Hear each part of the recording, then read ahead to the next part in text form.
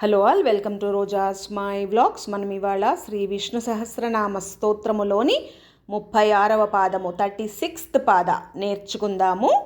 స్కందః స్కందధరః ధుర్యః వరదః వాయువాహనః వాసుదేవః బృహద్భానుః ఆదిదేవః పురందరః.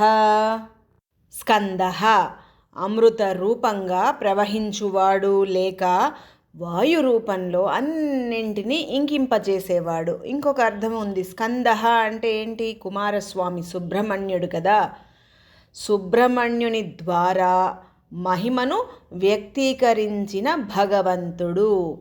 అన్నీ తానే అని చెప్తున్నాడు అన్నమాట. స్కందః అంటే సుబ్రహ్మణ్యుడి రూపంలో కూడా మహిమను వ్యక్తీకరించిన వాడు ఆయనే. స్కందధరః ధర్మాన్ని నిలిపేవాడు.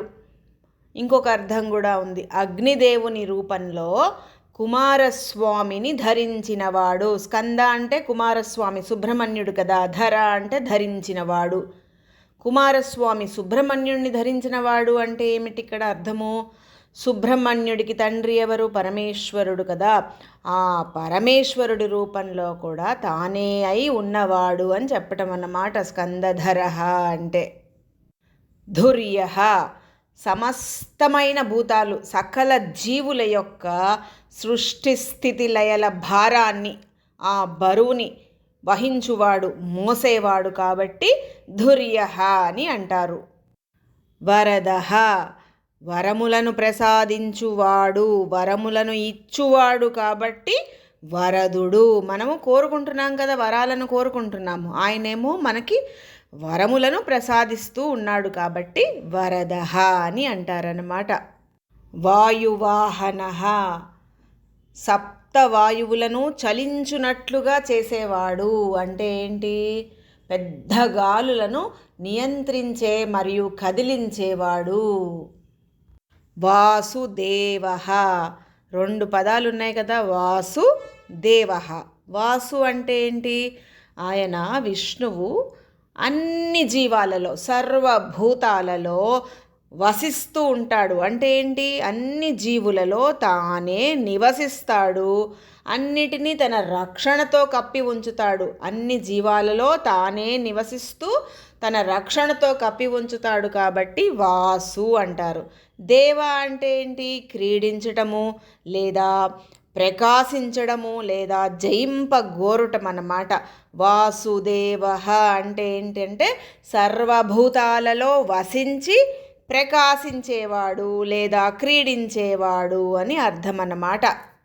బృహద్భానుః మహాతేజోవంతములైన కిరణములు కలవాడు.